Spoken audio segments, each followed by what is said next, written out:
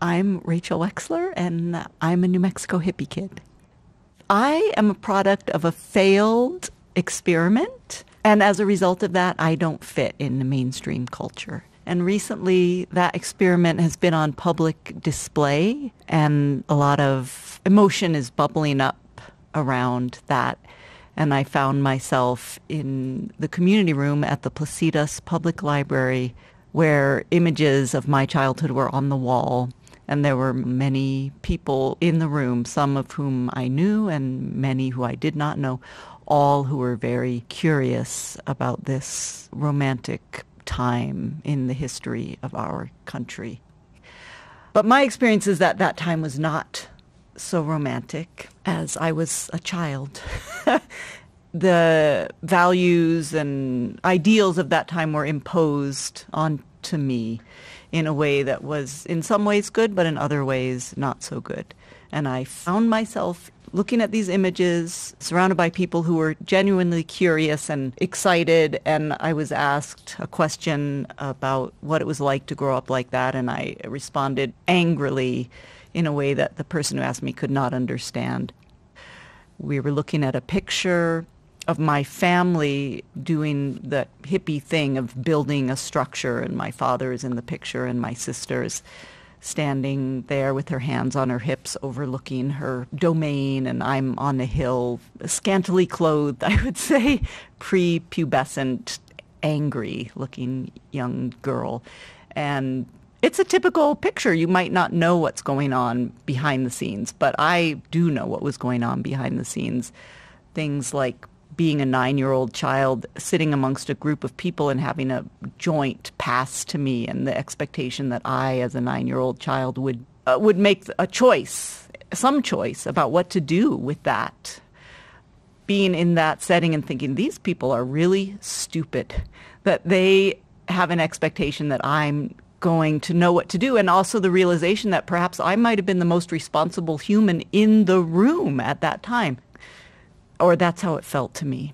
And that I had to take care of myself and also of my siblings, and that the priority of my father, who was, in theory, the breadwinner for the family, was not about bringing home bread for the family. His priority was about trying to create a world which did not exist. That was the failed experiment of community and shared resources and not caring about money. There was joy and love and a sense of community and freedom that I loved until the moment when I stepped with my brother into Placitas Elementary School, and I realized that I had no idea where I was or how I was supposed to be in that environment, and that everything that I had known until that moment had no value and was not even known in this room that I stepped into. My brother and I, we broke ground for the hippie kids who followed us because we were 3 to 7 years older than most of the hippie kids who came after us. So we were literally the first freaky, dirty, hungry white hippie kids to show up at Placitas Elementary School, which was an environment that was filled with middle-class white kids and Hispanic kids who had grown up, whose families have been here in this valley for generations. So that struggle was the backstory that is not seen in that photograph that this gentleman asked me about. Those values were instilled in me or imposed upon me, still make up a core aspect of who I am in the world today, and they are important to me.